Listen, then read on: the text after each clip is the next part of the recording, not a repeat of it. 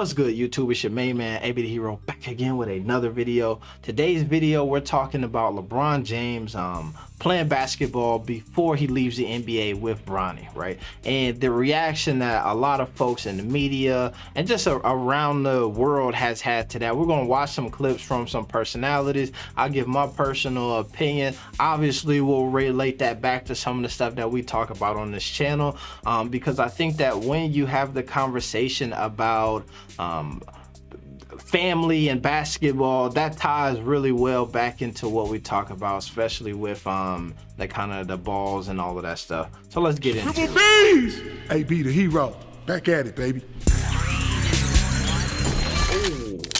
Thank y'all for hitting the like button before that intro was up. You the real MVPs. On this channel, we've been growing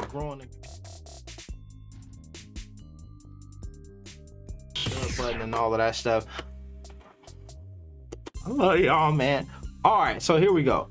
We're looking at this here, and in this conversation is not a new one, right? This video here talking about this was maybe a day ago. This 3 days ago. This is 2 months ago. This came up a year ago. LeBron talked about it. I think that there's one here, let's say 3 years ago, this conversation was being had, and we've even seen LeBron James join Bronny in the slam dunk lines at his game, right? That's how much he wants to play with him. He joins in at the game already, right? So we heard this clip came out, I believe, like towards the end of this previous year, where LeBron and his wife are asked about, you know, Bronny James, and they had this to say. What's your hope for Bronny's future? Question is, what's your hope for Bronny's future? To be happy and find happiness in whatever it is that he does, whether it's whatever it is. I just want him to be happy. Be happy. Ain't that such a mother answer? I just want you to be happy, and whatever it is you want to do, whatever it is you do, just be happy. I want him to get to the NBA. Matter of fact, I want him to play in the NBA. Go get that bag. I'm not even gonna lie. I want to be on the same. I want to be on the court with him. I think that'll be an unbelievable moment. He's about to be a junior, so the years is, I mean, it could get close, but we should see. But I want him to get. What's your hope for I think so. LeBron obviously is much more matter of fact about it. I want him to play in the NBA, and I want him to play in the NBA because I want I just want that moment for myself, right? I think that that's so interesting because what I've learned from my personal life is that there are things that I wish that when my dad was trying to hype me up to do, my dad drove truck for a long time, and I not a fan of it at the time, but you know, as you get older, you realize, man, that would have been dope to kind of be a part of the family business a bit, right? And so I think that that's kind of where LeBron is like, man, it would be really cool for me to be in the league with my son, and we'd be playing together, and it's me basically passing the torch to him. It just would be a good look. Let's see here. So recently, this, you know, information came out. We had Bron saying this about Bronny.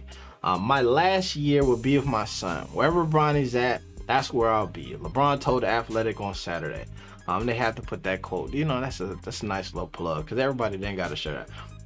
I would do whatever it takes to play with my son for 1 year. It's not about the money at that point. This last, you know what I mean, sentence here is Jedi level tampering, right? This is a message to the entire league. Hey, by the way, I'm available. If you pick up my son, I'll be there, right? That's if you draft him.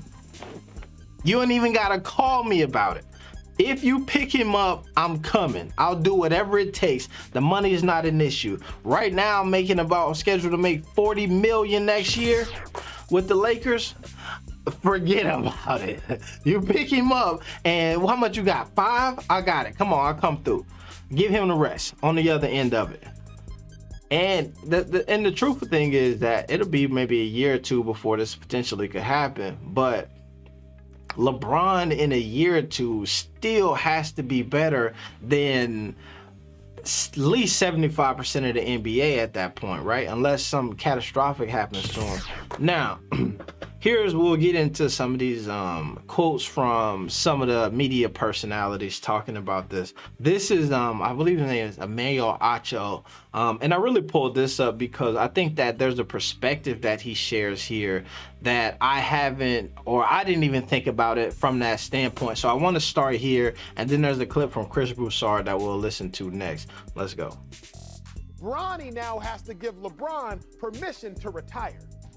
LeBron has said, I don't want to call it quits until I can play with my son. That means you are now putting the legacy, the duration, the esteem, and the estate of your career into the hands of Bronny. And what if he don't make it? All right. So, like I said, that's an interesting take. When I heard LeBron say that my last season will be with my son, I didn't necessarily think about it from the lens of, so basically what we're saying is the faster Bronny could get to the league and be of that caliber of player, we have the farewell season of a LeBron James. That is a big deal. That's a huge weight, right? That's a 18-wheeler of a career, and you gotta be the person who stand in front of it and stop it right there, right? No, we've seen that damn near nobody could stop LeBron, but Bronny will be tasked with doing that. To me, that's an interesting take. Here's the part that I think throws me off when people do this, and they say, but what if he don't make it? So it's the ideal of like, you shouldn't do it, you shouldn't try, you shouldn't even talk about it because it might not happen. It's not guaranteed. You shouldn't put it in the universe. You shouldn't plan for it. You shouldn't do this because it might not happen. And that's the problem that I have with that. I don't think you don't say, I want to play with my son, and if you think it don't happen, especially because you're a guy like LeBron James, and part of you saying that almost ensures that it may happen. But let's continue here. What if you don't ever get that permission? Now, Bronny has to hang with that for the rest of his basketball career, or lack thereof, professionally. So I personally do not like it, particularly as a less athletically talented person in my family. So here's something that he said. Let me do this. Sorry. Here's something that he just said that I thought was interesting. Is he said, I personally don't like it, right? And he says, as a less talented athletic person in my family. Let's listen here. My brother played 9 years in the National Football League. Yeah. Only played for 3 organizations. 4 years with the Bears, 4 years with the Cardinals, 1 year with the Tampa Bay Buccaneers. Meanwhile, I scratched and clawed to play 4 years in the NFL. I was on the Giants practice squad. I was on the Eagles active roster. I did tryouts with a litany of teams.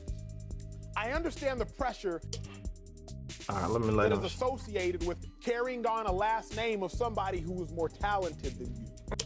Here's what I'll say to that, right? And I think that this is the difference between his situation and, let's say, like a Bronny James, is there's a lifetime of build up for it. There's a lifetime of preparation.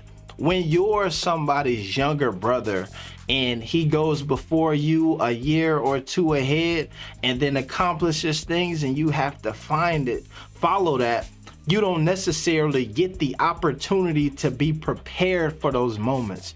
You don't get the knowledge of, hey, here's how you deal with it. Hey, here's how you deal with the carrying the burden or the weight of this last name. You just have to do it.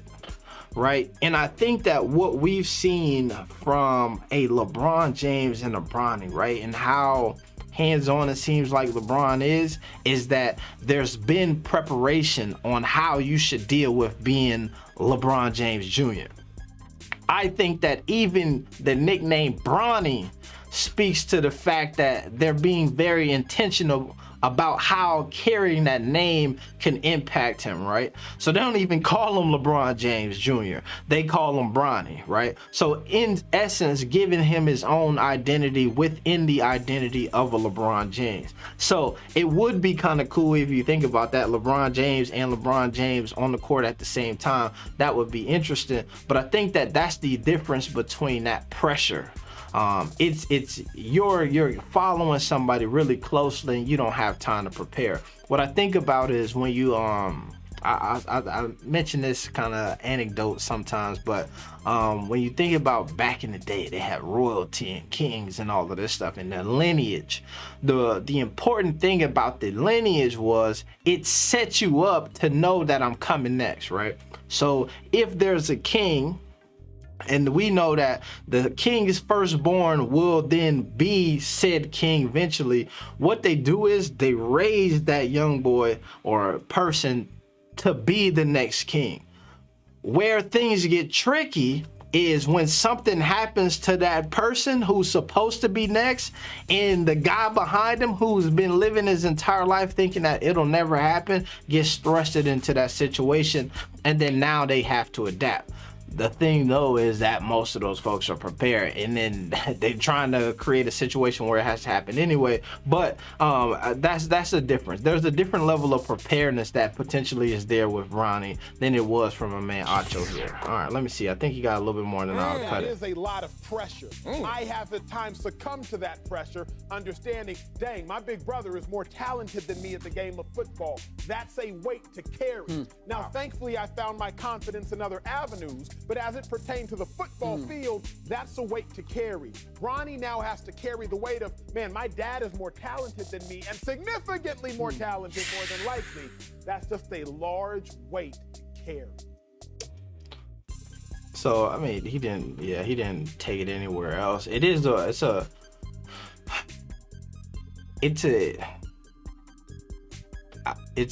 If I tried to say that there was no pressure there or there's no weight to carry of being that, right, it would be a lie. However, I think that when you're preparing for it, like I'm saying, and you have your own identity, as he said, he found his confidence in other ways, in other areas. We see Bronny Twitch streaming, doing all these other things, playing on one of the best teams in the country, in position to be a solid prospect. I think that the pressure that he's carrying is a bit different here. But let's go here. There's this clip here from Chris Broussard. We'll take a look at it. I don't think it would be worth rushing Bronny into the league just so that he can get in there when LeBron's still playing and they can play together. I think LeBron's accomplished everything in the league. At that point, put Bronny ahead of yourself. This is the thing that I always hate when they go here. Put Bronny ahead of yourself, right? We live in this culture where you turn 18 years old, and depending on who you are, you still expect your parents to take care of you, but you also expect to be your own person, right?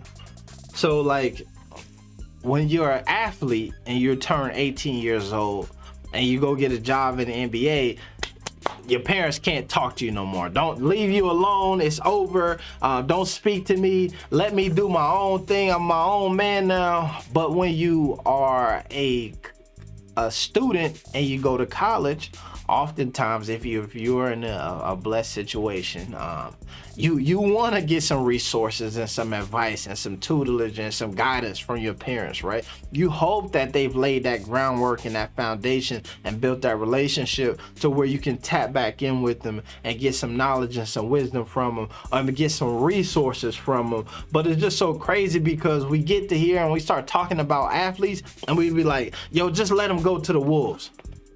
Just let them go. Let them go. Don't help them out anymore. Your son wants to be a professional basketball player. Let him go earn it on his own merit. Don't help him do that. When we look at all these other professions around the world, and if you want an internship, who can you call?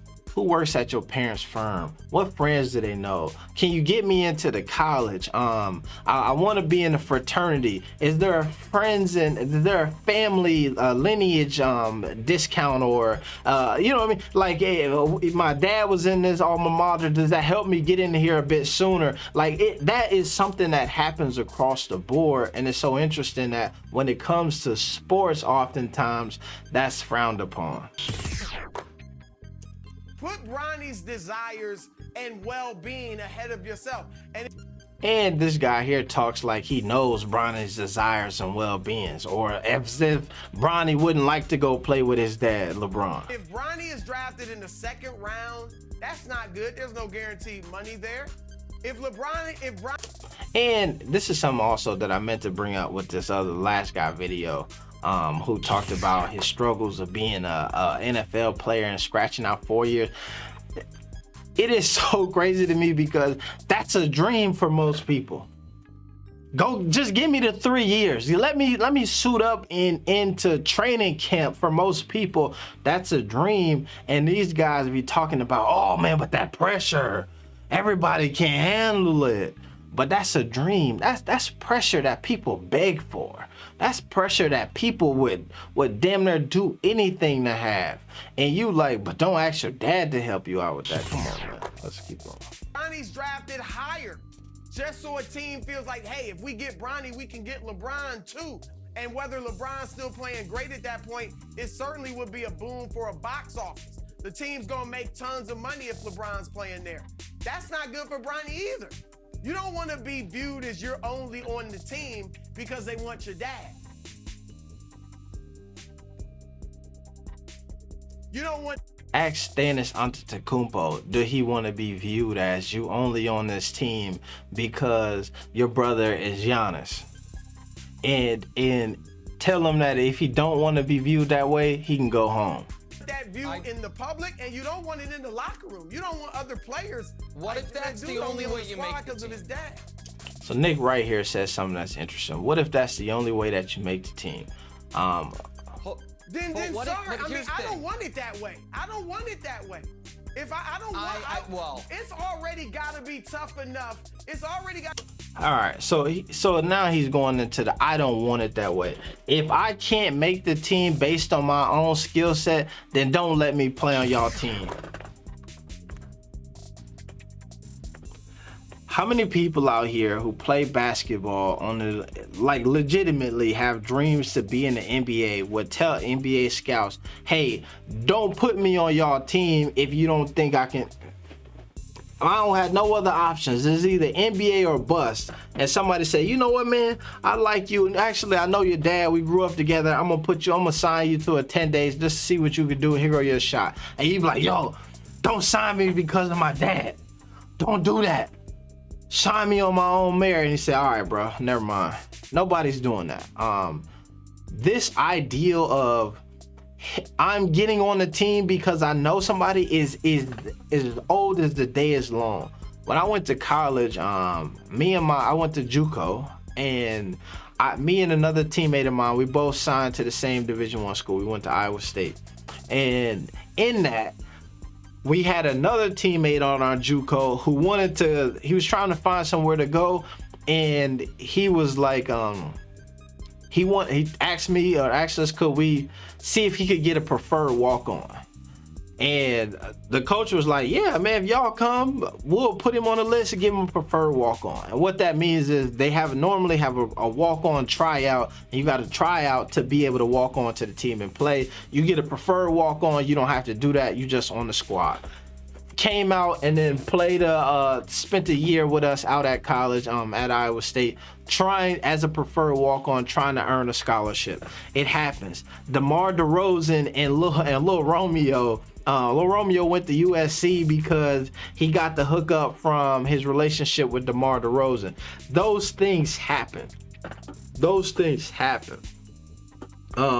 We're looking at Giannis Antetokounmpo, Dragic brothers, the J.R. Smith had his brother up in New York because of their family dynamics and stuff like that. So this ideal of I don't want it is ridiculous. Gotta be tough enough growing up to be LeBron's when your kid. dad is the great LeBron James. And now, Imagine that. It's gotta be tough growing up with LeBron as your dad. How tough? I'm sure that there's some elements to that is tough. But when the element, but that's it though. It's like when you hear LeBron, they'll ask LaMelo, well, tell us, is there a lot of pressure? And he say, no, pressure is when you can't eat. Pressure is when your child is sick and you can't afford the health care. Pressure is these things. This ideal of it's gotta be tough growing up and being LeBron James' son. Think about your time in elementary school. Think about when you went to that elementary school and y'all got chauffeured in and people was looking at you like, damn, look at him getting chauffeured in. He always got the new LeBrons on with the new, come on, man. I don't want to discount anybody's life experience, but to me, that's a cap tape.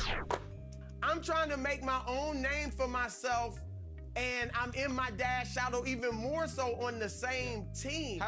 I just think that to me is bogus. All right. He needs to let it. It's one of those things too where it's like you can look at it as being in your dad's shadow on your own team for sure, but that's the most negative perspective.